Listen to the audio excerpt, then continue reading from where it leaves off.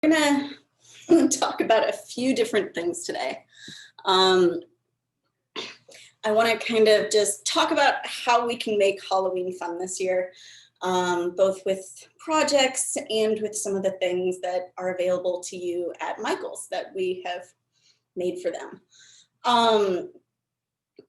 The thing I do want to highlight is we're going to talk about the scavenger hunt that we've designed a bit because it's not the safest necessarily in all communities to trick or treat this year. So we want to find some fun, safe ways to do Halloween at your home or in your neighborhood. So the first thing I want to talk about is, of course, it's Halloween. You want it to look like Halloween. So we have actually made a bunch of kits for their trunk or treat kits technically. If you have trunk or treat in your neighborhood, you've seen it before. It's where people decorate their cars instead of having you come to their houses, and you go car to car to trunk or treat instead of trick or treat. It's pretty fun. I've actually done it with my car several times, and the kids always get a ton of candy. If you can do it safely in your neighborhood or in a community that's setting it up, it's worth doing it if you can do it safe. And we make kits for it. I brought an example of one. This is our Halloween cat. I like this guy. I've always liked black cats. I had one for years. But you can see it's set up in several pieces, so you can just decorate your entire trunk area, hatchback or sedan. But what's great about this is just made of like a lightweight plastic. It punches out, and I actually have it too on the wall right behind me. So if you don't want to do trunk or treat, but you still want to decorate, you can do it. Everything is in here. If you want to put it on your car, there is some support so that you can get it to be nice and sturdy and lay flat. All the adhesive is in here, everything that you would need. You can put it on a wall like I did if it's not going on your car. It can decorate the door of a classroom, pretty much anything you need. We have several others. I believe we have a haunted house, a graveyard, and a skull that you can pick up at Michael's, in addition to my cat friend here.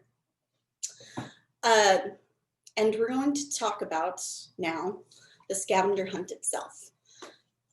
We are going to make, or I'm going to show you how to make this lovely bat chandelier mobile back here, just because the more you can Halloween out your house, the better. This year, let's especially have some fun. But let's start crafting. So the instruction sheet specifically mentioned, I believe, our scavenger hunt cards, which you can download and print on white cardstock. I recommend cardstock over regular inkjet paper, just because it's a little bit sturdier. You're going to be manipulating it, attaching it to other cardstock. It's going to survive a lot better, especially if you have little hands that are going to be playing with the cards. Cardstock is just going to give you a little bit more durability. We did recommend using these products, our Jewel Glitter Paper Pad, the Happy Halloween Paper Pad, and the stickers here. But you can use any of our paper pads that fit the aesthetic you want for Halloween. I brought a few in here just to show you because they're really fun. The Green Witch paper pad is super adorable. It's a much more earthy Halloween vibe. It's very green and gold and tan. It's gorgeous. The Halloweeny pad is super, super adorable. It is just got all kinds of things you can use. If you really want like a purpley Halloween, this guy's it. In our smaller varieties, we've got Green Witch again, and one of my favorites, the Pinkaboo pad. If you are someone that likes pastel Halloween, this is definitely the pad for you. These projects would look adorable in this color scheme. And this one, I don't necessarily recommend this for the cards. It's a plastic X-ray pad. It's super cool. You can see, you can kind of get these out of the way. Each pad is see-through. It's plastic. I believe Emily's gonna make some projects with that for our social media. Emily is our marketing person. This is a really cool pad to pick up at Michael's. You can do all kinds of things with it. And it lets you be pretty darn creative. We've also got a couple more sticker books. This goes really good with the Pinkaboo pad. And if you don't, I like bats. So I brought the bats in. If you don't like bats, we've got a pumpkin. We've also got this really cool haunted mansion thing that I'm sure we could figure out all kinds of products with. But you can find just about any product at Michael's that will personalize this to your needs or what you like for Halloween. This is just what I thought would be cute. So if you've got these downloaded, you can print them out just like I did. If you're just watching me today, if you're gonna do this later, that's totally fine. This class will be available, I believe, on michaels.com within about 24 hours. So any steps you miss, you can go back and watch. If you just wanna watch me now because you're like at work on lunch and you don't have your products with you, you can watch, get a feel for the project, and then obviously do it at your own leisure later, watching the video back. So we're gonna start with a printed out sheet. I'm not gonna show you how to make all 12 cards today, just because after you get a few down, it's pretty straightforward, but we are gonna go through some. So it's pretty easy to begin with. If you have a paper cutter at home, you can cut these out super easy. If you don't have a paper cutter, everything can be done with scissors. It just takes a little longer. Paper cutters are just a nice tool for speeding things up. And it gives you that nice crisp edge as always. I don't know about you, but as much as I love using scissors, I can never get as straight of a line as I can with a paper cutter. So paper cutters for the win. I make all kinds of crafting things for Craftsmith, from all of our product kind of prototypes to sometimes things that go on social media. So I'm using crafting tools all the time. And usually I have a huge paper cutter I use. So it feels really weird to have the tiny like paper cutter where I'm not in danger of like losing my hand when I cut wrong. But, you know, this is fun. It does take a little time to cut these guys out. That off. If you don't like our clues, say it doesn't perfectly correlate back to your house, or if you just have way more ideas, you can of course make your own clues. If you really want to, you could probably make some gorgeous cards to reuse again and again that you hand letter. I would always recommend that because the more you can personalize Halloween this year, the funner it's going to be for the kids, I'm assuming, that you're going to send on this scavenger hunt. But I mean, it doesn't have to be kids. You could, you know, do this with your roommates. That would be pretty fun too. Make it some pretty complicated clues, some riddles. That would be entertaining.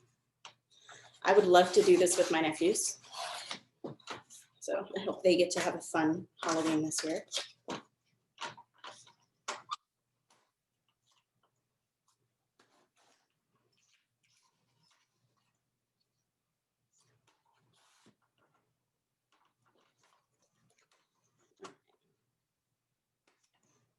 Okay, so the point of the scavenger hunt really is obviously either you want to do a fun game at home for Halloween, or if it's just not safe to go out in your neighborhood right now, you can have a, you know, kind of Halloween alternative so that Halloween doesn't get taken away from us because of having to quarantine in our homes this year. So these clues, they're really cute. It's just, they're very Halloween themed, along with being printed in orange and black, you know, jack-o'-lanterns grinning bright, witches riding in the night, and when the dark gives you a fright, where do you turn off the light? So whoever's doing the scavenger hunt, your kiddos, they would read the clue, or you would read it to them if they're too little. And they would figure out what the clue means, and then they're gonna run off hopefully, and if they find the clue correctly, they're gonna find some candy there. Now the one thing I will recommend, just because I come from a family of 3 kiddos, is that perhaps either hiding candy for all 3 kids there, or even you can color code these, what we're gonna do, so that you have a set for each kid, maybe with different clues. Because, I mean, my brothers, one's 2 years older than me, one's 5 years younger than me, like depending on how old we were, it could get kind of competitive. And you know, no one wants to accidentally end up in the ER on Halloween. So I just cheated and I wrote down my sizes so you know. So our cards, we're gonna stack these up like this. Our clue cards are the smallest size here. Our next step up, we're gonna make 4.5 by 3.5 inches, and our final size is gonna be 5 by 4. So you're gonna get this nice kind of layered effect so that these will be nice and sturdy, and they'll also be super cute so you can keep, because if your kids are like my nephews, they're gonna wanna play this over and over again, even after they've found all the candy. So grab whichever paper pad you're gonna use. In this case, I'm gonna go to our 8 by 8 pad, the Happy Halloween pad, and I'm gonna pick a sheet out of there. I forgot to take the seals off before I started today.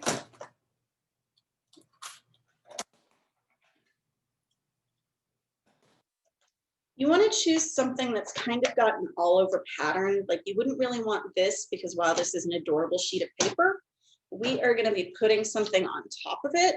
So you're going to be losing a ton of that adorable central image here. So that one wouldn't necessarily be it, but this is two-sided. We could do the spider web. We could do the cool little skulls. Ooh, there's a lot of cool spider webs in here. I think I'm gonna go, because I am somewhat a fan, we're gonna go with the pumpkins for my first part here. So, on the other side is a nice, cool Halloweeny buffalo plaid, if you're a buffalo plaid fan. So we need to get this down to 4.5 by 3.5, or fairly close. If you want to change the sizes up, that is totally up to you. You are more than welcome.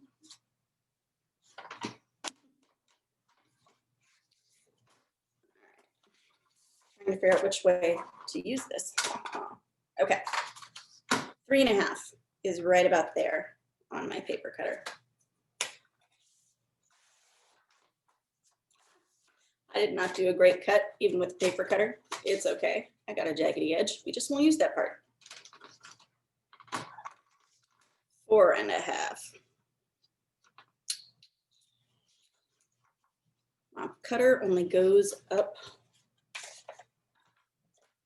I'm gonna cheat. My cutter only goes up 3 inches. So 4.5, it looks like, will be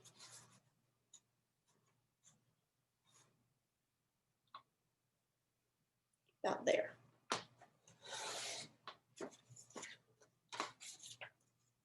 Hey, I guessed pretty accurately. Good for me. I'm gonna cut a few pages at a time just because that's gonna make it easier. So we've got our pumpkins. Ooh, I like this guy. We're gonna use this guy.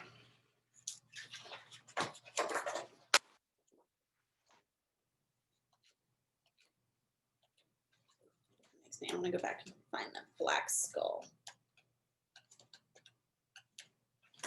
Black skull, and then an orange spider web.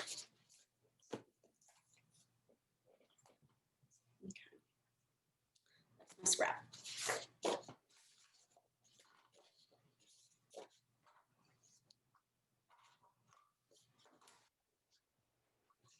Okay. Honestly, the longest part of any craft project is always the prep.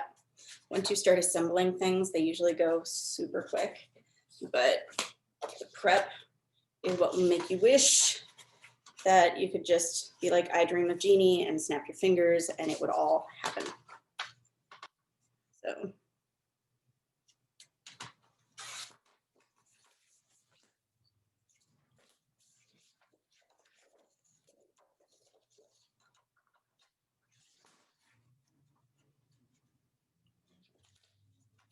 So does everyone go with like the traditional Halloween orange and black color scheme, or do you have something that you like specifically for your house?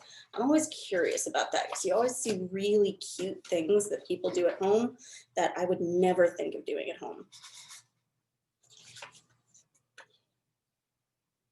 Like one of my friends has, I think she actually bought the Christmas tree, the Halloween like lighted ceramic Christmas tree that is sold at Michael's. I cut that wrong. That is a square. Which side do I need to fix? Okay.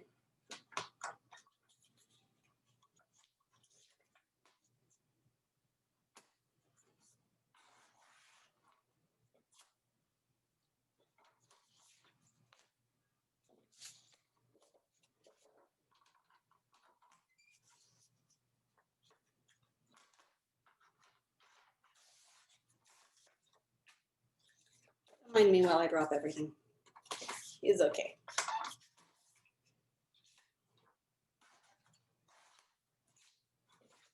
All right, so I've got my cardstock cut out. Excuse me while I'll pick up my clues. Now I need to choose some glitter because life is better with a little glitter. I have a friend that literally carries glitter around in her purse so that when she needs to, she can just pull it out and glitter someone's day. It's always a surprise when she meets someone for the first time and does that. I like purple. This jewel paper pad has a gorgeous purple glitter in it. I highly recommend it, but this whole pad is just the most beautiful jewel toned glitters. And I highly recommend going out and picking this up.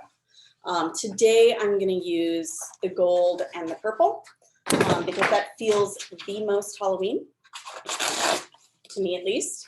But if you have a color scheme that works for you, I highly recommend just doing it. Because again, this is about what you want for Halloween. So have some fun, be creative, because what's the point if you're not having some fun? Okay, so these are 4 inches, which is the end of my paper cutter.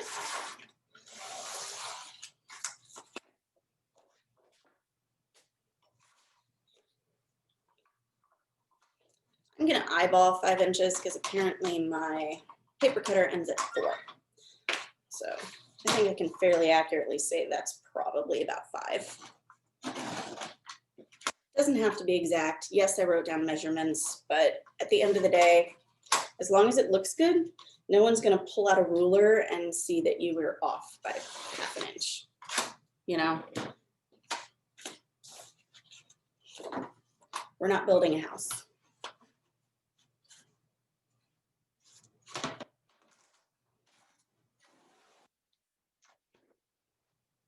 If you have questions, by the way, please feel free to ask. I have someone who can relay your questions to me. So.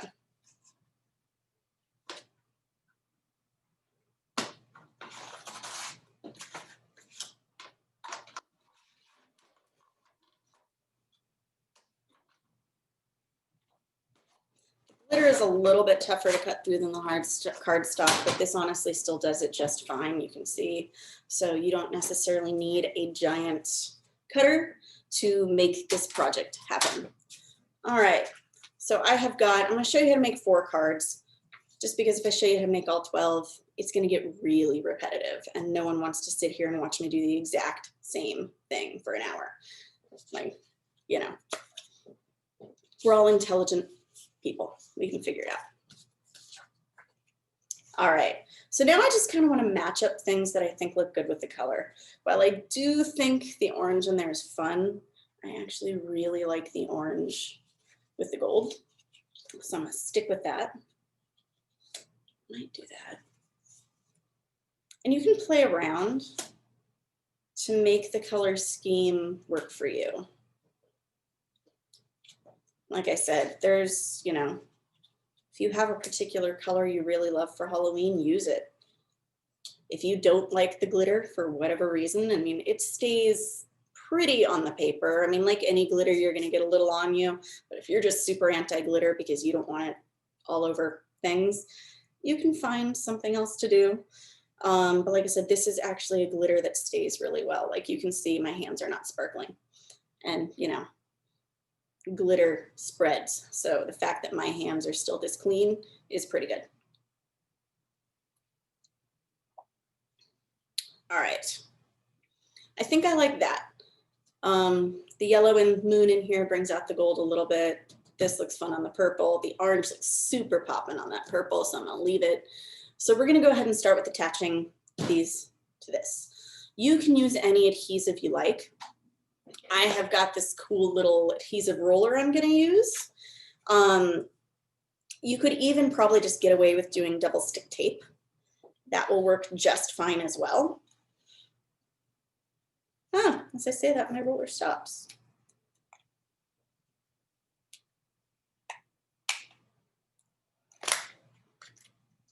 You can now see the guts of my roller. This wants to, let's see if I can just jerry rig it. I love this roller, but when I get too enthusiastic with it, it starts to complain. There we go. And I'm just gonna put, you know what, we're gonna switch. I think I have double-sided tape over here. I do. All right.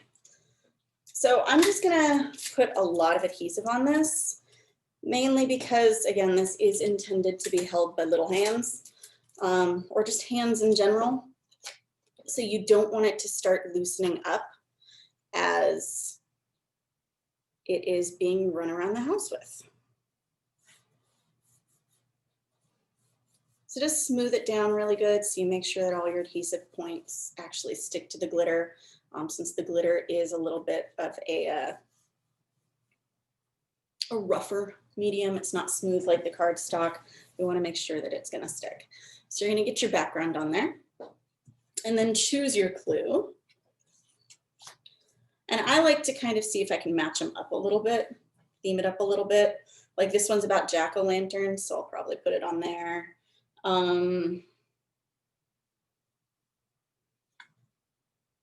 Creepy looks might go with there. Ghosts and goblins kind of feels like it goes with skulls. And so let's put, you've been chosen to play. Come on, let's go. Your first clue is hidden where things grow. I don't actually know where this clue would be. I'm assuming a planter. I don't do plants at my house because I tend to not have a green thumb. I can keep a dog and a cat alive. I cannot keep a plant alive. I've always assumed that's because the dog can remind me it's there. All right, so you're just gonna take your clue, center it as much as you can on there. I didn't do a perfect job cutting this out. I need a little more practice with that paper cutter, but I mean, if I really wanted to, I could clean it up with scissors, or just cut it again, because you're printing this at home, so you have all kinds of access to just do it again and again until you get it. But you can kind of see the scale. I mean, I've got kind of small hands, and it's nice in my hand. You can see, you know, a kid holding this, getting excited about it. One thing I've debated doing before, depending how you want to run your scavenger hunt, you can always double side this and put a color on the back so that the clues are kind of laid out in a grid and the kids come and flip them over and that's how they get their clue. You can do that, or you can just hand the kids the card, or even hide the card, the next clue card with each hiding place so that when they find their candy, they get the next clue to go. You can really structure this however you want, whatever you think is going to be fun for your participants. And like I said, hey, if you want to do this with your roommates instead of your kids, go for it. I think that would be really fun.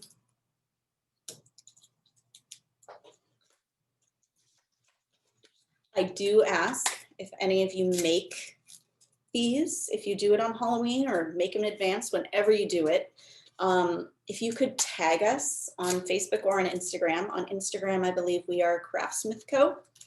I want to see what you guys do with our different Halloween projects. Any of our Halloween stuff you do. The trunk or treat, if you use that. If you use any of these paper pads for anything, I love seeing that, but especially if you do any of today's projects, the bat chandelier or the scavenger hunt cards. I think this could be so cute. I want to see how it goes in your household. There is one more step to the scavenger cards after I get these assembled, but we're going to get these all on the backgrounds. And then I really like the purple and the orange together. I think that looks really cool. And if you're like me, you like Halloween pumpkins. I went to Trader Joe's over the weekend and bought way too many little miniature pumpkins and pumpkin themed food. And I've already made from Michael's several of the foam pumpkins. And I'm probably just going to keep adding more holiday projects to my list every time I go back to Michael's. So it's fun. I mean, we have a lot of time to be creative right now. And like, I like to tell people, being creative isn't about how good you think you are. It's just about practice and having fun. As long as you have fun doing it, it's worth doing it. It doesn't have to look perfect.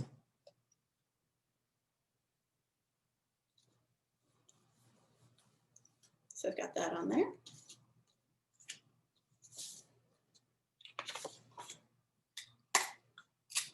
Oh, that gray spider web is kind of cool too. But we're gonna stick with our skulls because I like the skulls.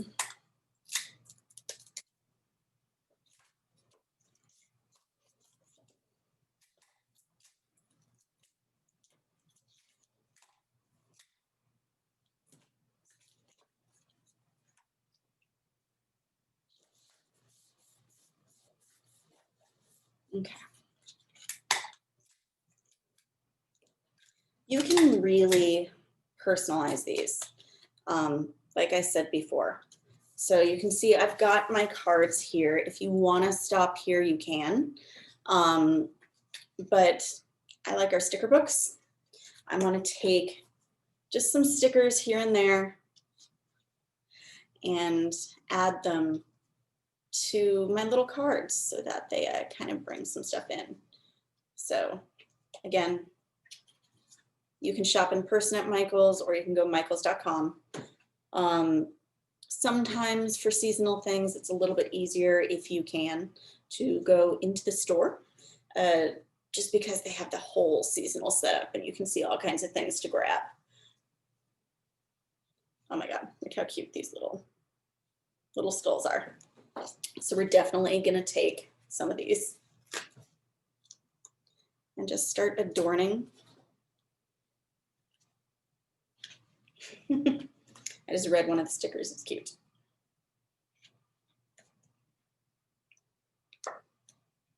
Oh, there's even a little alphabet, that's adorable. I see all of these in like development, so it's really cute to finally see the final product made. I'm gonna go back to the skeletons. I like the little skeletons. We're gonna use this guy.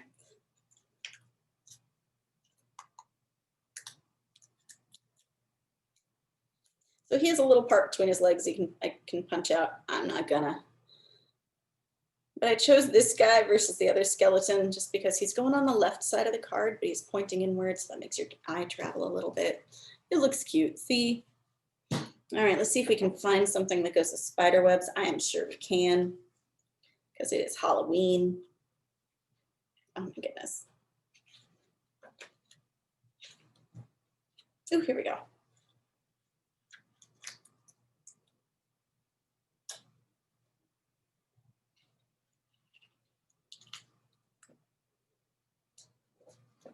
You can add more stickers. You can add stickers from different sticker books, whatever works for you. I'm just kind of going minimal on the stickers because I don't want to overcrowd the paper. I really like the patterns. You can have kiddos do this project with you.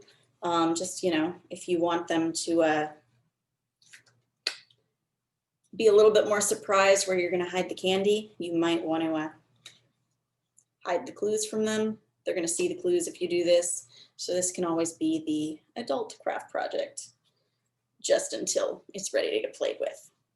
But I'm always an advocate of letting kids help you craft, just because the more, especially when they're little, the more they can do with their hands, the better their skills will get in terms of dexterity.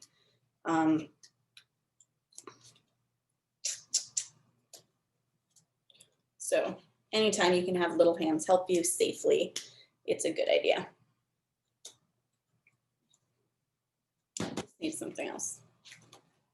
You can kind of look at things sometimes until it needs more. So if you want to add more, add more.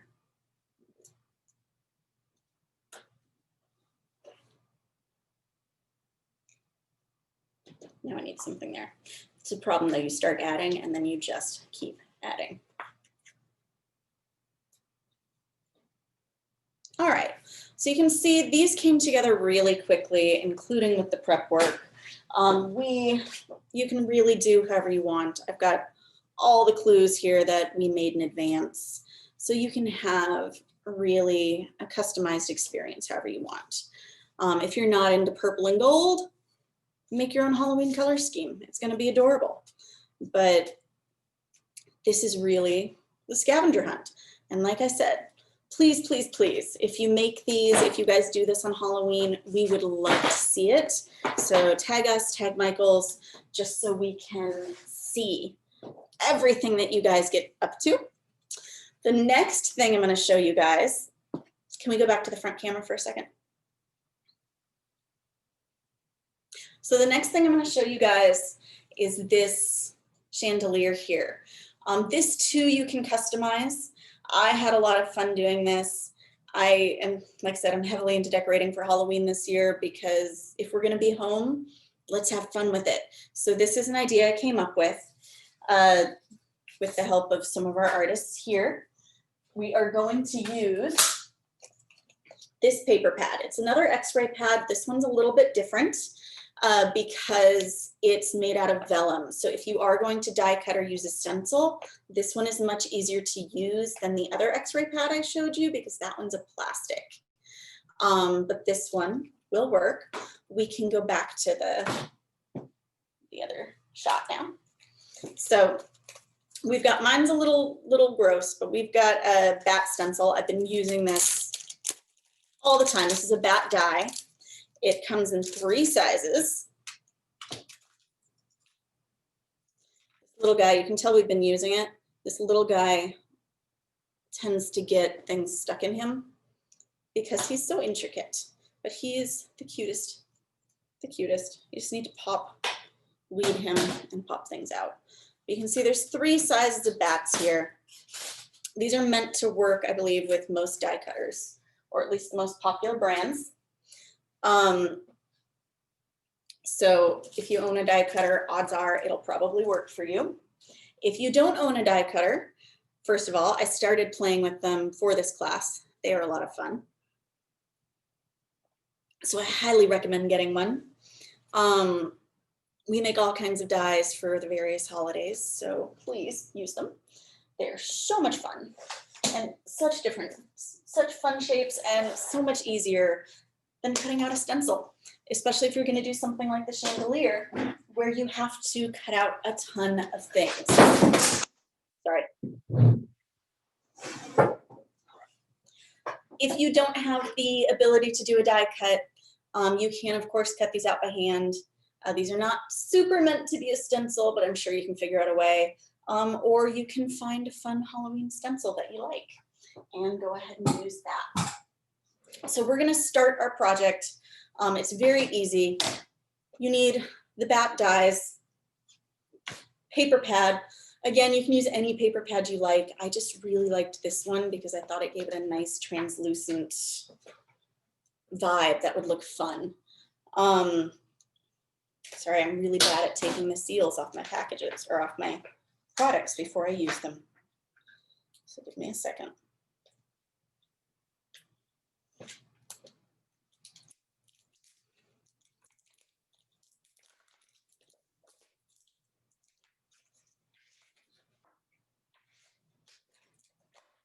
There we go. All right, so you need die cut paper pad of your choice. This would look super cute done in glitters or in a patterned paper. But again, I just really thought these were super cool. And if they get light behind them somehow, they're gonna look really fun because they're gonna be translucent. And then you can use a hoop size of your choice. This is just an embroidery hoop. We got the 12-inch just because it's gonna hang and that'll give you a nice, I mean, you can see it in reference to my coffee cup here. It's gonna give you a really nice circumference. So you're gonna use that. And then you'll just need a hole punch at some point. And some baker's twine. And I've got some ribbon to kind of hide the hoop. You can leave the hoop exposed if you want. If you have some other fun way to show the hoop off or decorate the hoop, please feel free. We're gonna choose a couple fun patterns real quick to die cut.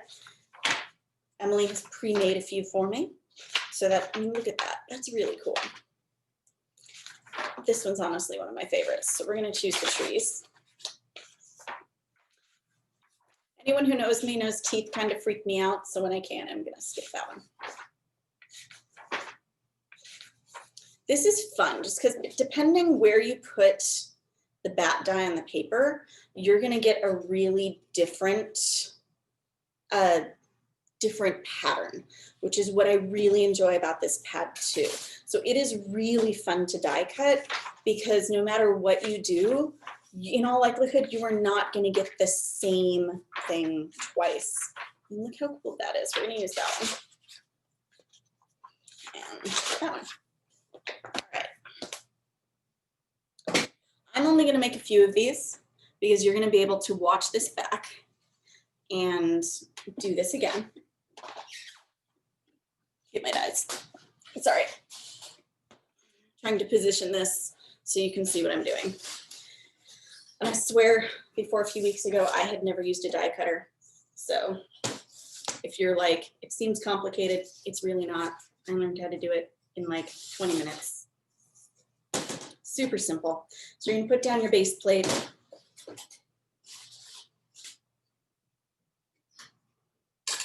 Position your cool little bats however you wish, and they don't have to line up perfectly. I like kind of putting them at fun angles because, like I said, you're going to change where the position is of the paper on top of it, and that's going to change completely the pattern you get out of your dies. There is two ways to use these. They can be used to emboss, or they can be used to cut. I believe to emboss, you flip them over. Don't quote me on that. You'd have to try it first. I haven't tried that yet. But we're gonna cut. So I've got my dies down. I'm gonna stick my paper nice there on top of it. And then you've got a cutting plate that you're gonna put on top. And it's okay if it shifts a little because we're not trying to be perfect.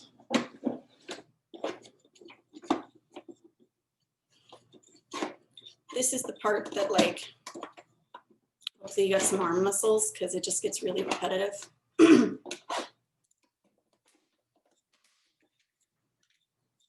And to be honest, the first time I heard it make the cracking sounds, I thought I had broken the machine.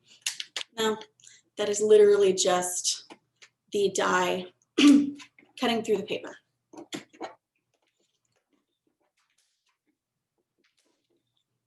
If you follow our Instagram, Craftsmith's Instagram, you saw, I think a week or two ago, we made a pumpkin using the Pinkaboo paper pad and this die. So I really, really like the bat die. I think it's super cute. You can see, I mean, if you could figure out a use for that, I kind of like that. But we've got some bats going on. I mean, that was a rib cage, and we've got just kind of a cool You can see you gotta poke that guy out.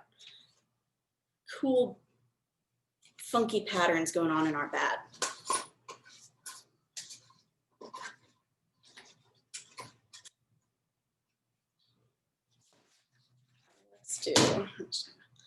I'm gonna do 2 instead of 3 because I have some pre-cut.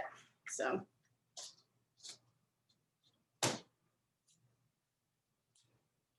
anything you could do that would like add some dimension, like throwing some light behind the vellum or the x-rays, looks really cool. That is kind of the fun part of this being on vellum, is it's translucent. So you can see through it to an extent.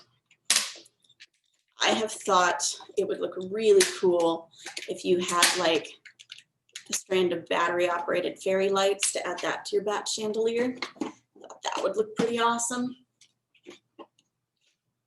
Or even just regular twinkle lights, but fairy lights are fun because there's those tiny little lights.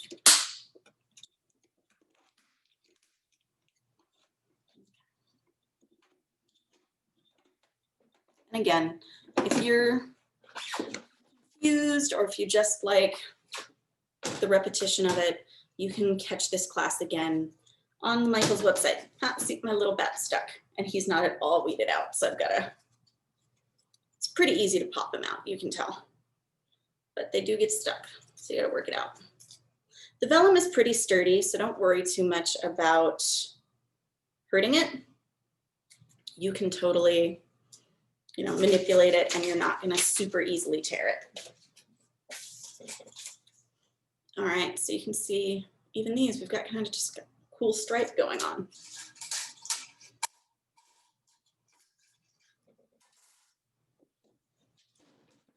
Got to get my things out of the way.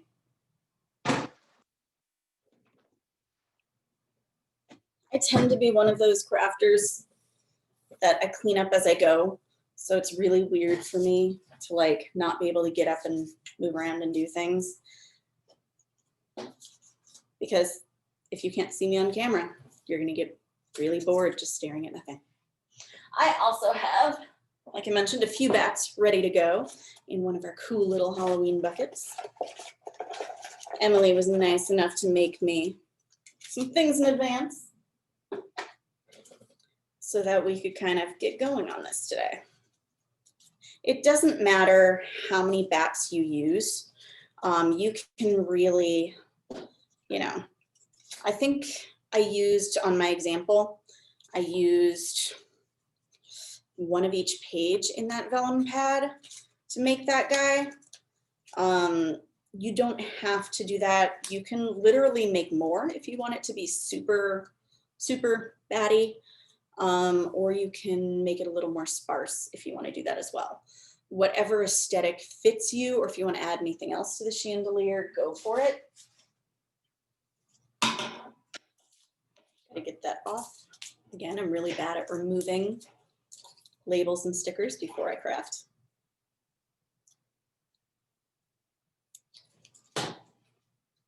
But there's tons of sizes of these at Michael's. So if you want something, I'm not sure how many bigger there are, but there's a ton smaller. I'm going to use the inside of the hoop just because it doesn't have the little tightener, the tightener you would use if you were doing embroidery. Clearly, we're not. So we've got the inside. Now we want our baker's twine. The hardest part, for me at least, was figuring out how to hang this. And you can't see it super well on my example. Well, it just ended.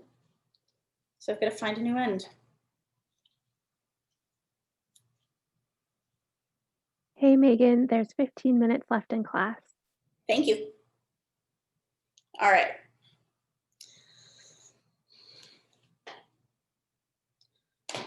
I think when I initially did this, I had 4 strands that were about 36 inches to create our hanging apparatus. I'm just going to guesstimate right now because I forgot a ruler, but that's okay. It doesn't have to be exact. We just need a way to hang this.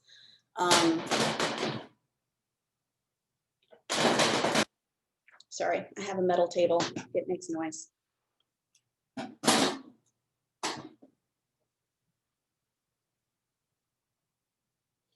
And I'm just trying to make sure these are all the same length. I know I've got one that's a lot longer.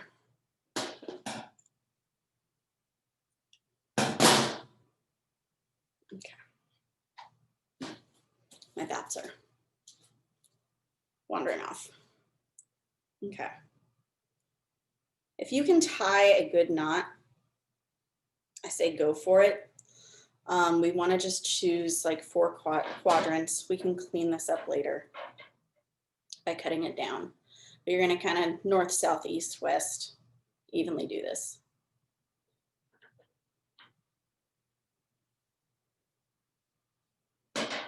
And you can, like I said, cut that down later. I'm not going to do it right now just to save time. You can, don't worry about any of the edges. We're going to like show on here too, because again, I don't know if I'll have time to show you today, but if you get like this, this is a nice, I think, 1/4 inch ribbon, 3/8 inch ribbon. You can literally just take it, and it is just about the same size as your hoop. You can take it, dab a little hot glue at the very end, and go all along the outside and just disguise all of your little messy ends.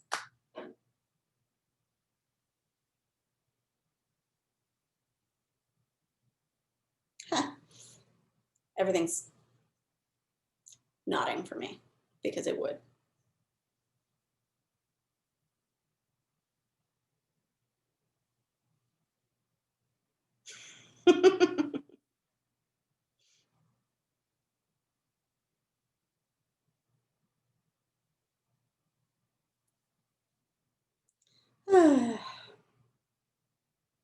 This is like Christmas lights. You think that they are all out of the package and that they are all ready to go up, and then they turn into one giant knot.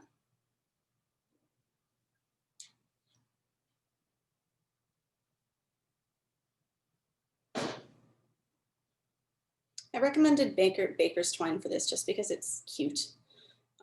We've got a cool little gold foil in this. I think it's picking up on camera. Just adds a little bit, another visual touch. So again, I'm gonna try to go about straight across from my last tie.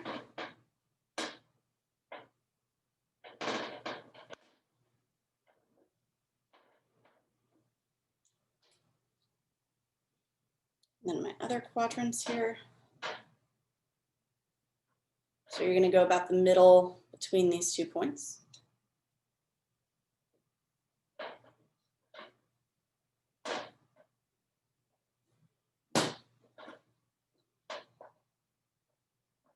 If you didn't want this to be a chandelier, you could totally just make it a wall hanging and do the hang it this way. But I think it looks super cute as a chandelier.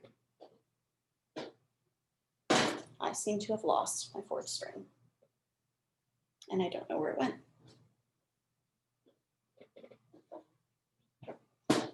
I know I cut 4. Or maybe I didn't. That's right, I folded 1 in half. That's why this is so long.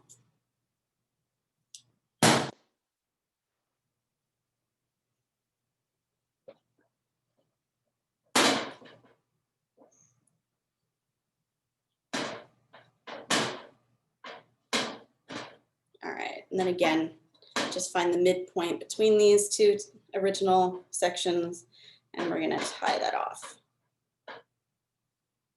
I do tend to go back and trim my things at the very end, so these little tails you can trim at the end. But what we're gonna do is gather all of our tails.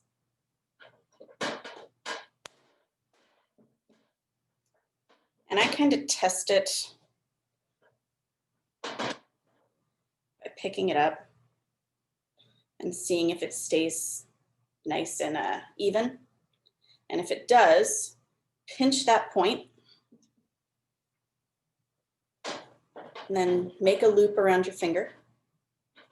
And we're gonna tie it there. And that is how you've just made your nice little hanging apparatus for your chandelier, which is honestly the hardest part. I'm gonna set that aside. Now I'm only gonna do a couple of strands because it's just what we have time for today. But I made my strands each with the sizes of bat. Clearly, we don't have to punch any holes in this guy, but these two, we need to. If you are not into punching holes on these, you can use tape, but it's gonna end up showing, and as the bats like twist around, it's gonna show, and I just didn't want that, so that's why I punched the holes. You're just gonna choose two areas, one at the top and one at the bottom of your bat, to punch a hole in. It does not have to be equally in the middle. Some of them I even punched, like punch in one wing and then I'll punch in the other wing, because depending where we put our holes depends how our bat's gonna hang. And I kind of wanted it to be imperfect and wonky and just go a little bit of everywhere. You can see this is one of our bug pages. It makes a pretty cool bat.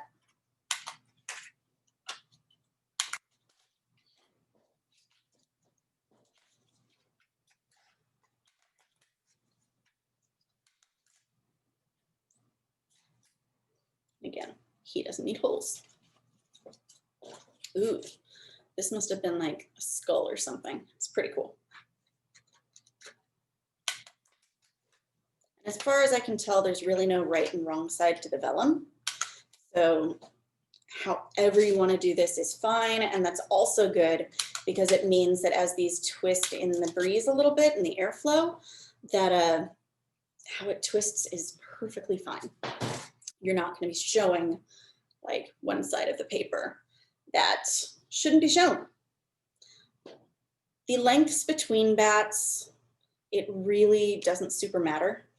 It might just matter how much vertical space you have to show this off. I did mine, I think about 3 or 4 inches between each bat, my one example.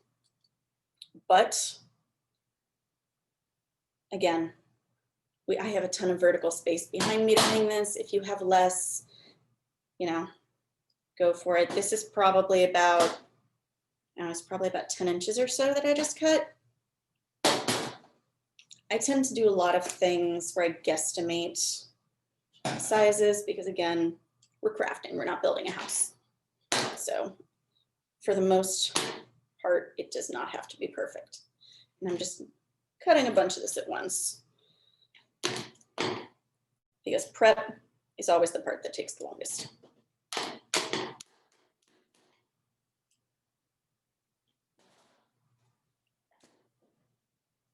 Like I said, I made my strands with a bat of each size. So you're gonna start.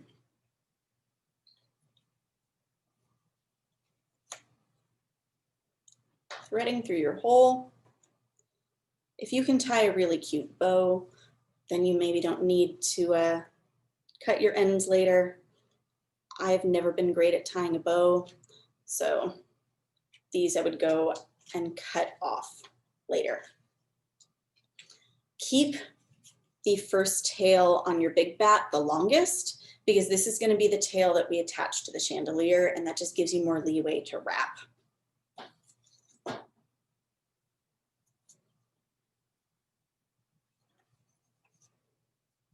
Put this through here.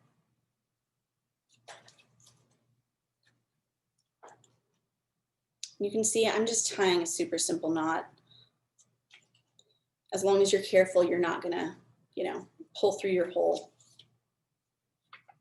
If I tie this guy down here, he's gonna be super far away from that bat, which might be fine. I want him to be a little bit closer.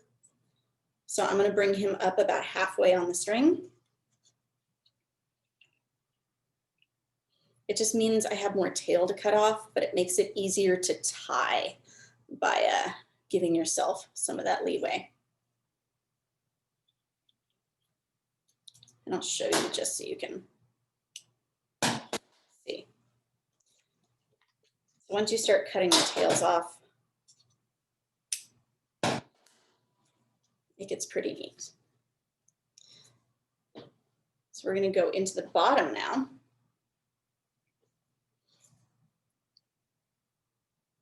only got a few more minutes left, guys, but I swear to you, this is super easy. Once you learn how to tie one garland here, one strand, you can do all of them. That's the nice thing about a project like this. It is just repetition and repetition and repetition until you get to the end. So let's see. Let's put him about there. And you can have all kinds of lengths. If at the end, we'll go back to the wide shot so that you can see my chandelier behind me, and you'll be able to tell that I have all kinds of lengths in my bats. I have done all kinds of different hole positions so that you can see that where you put the holes will just depend how they hang and how long your strand is. So that is one finished strand. You're literally going to do that for the rest of your strands, however many you want. Super simple, like I said.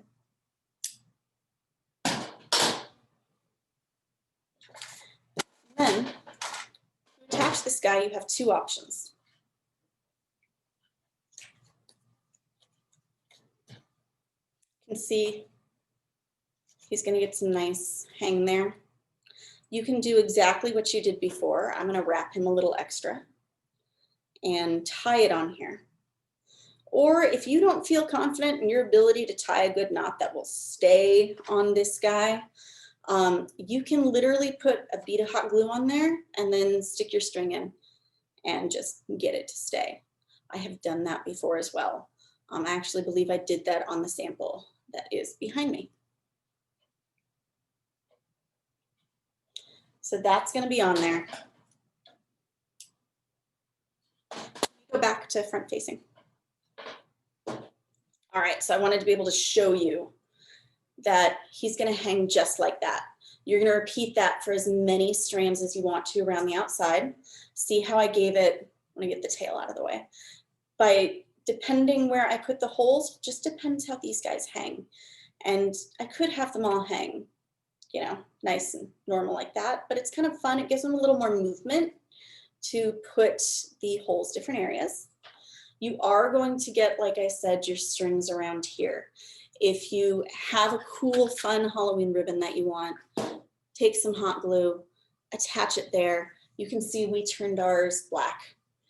We just did that with ribbon and hot glue, where you find the right length. Like I said, this does a 3/8, which is just about the perfect size for the width of this hoop.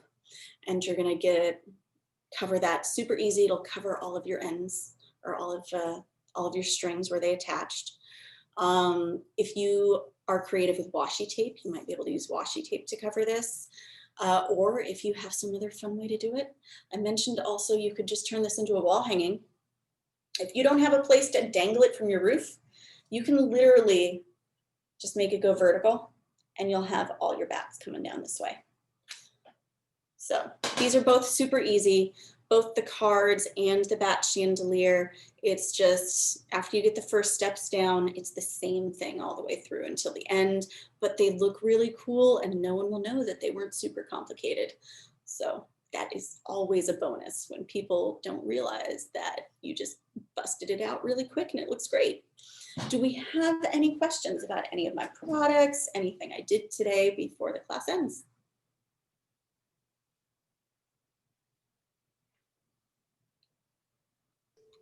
Nothing's come through yet, Megan, so I'll let you know if we get All any. right. Are we all done for the day? If we don't have any questions, like I said, this will be up on the Michaels website. And if you make any of our projects today, please tag us. We would love to see what you do. Tag Michaels and tag Craftsmith Co. Instagram is where we see a lot. So we will see you soon. Goodbye, everybody.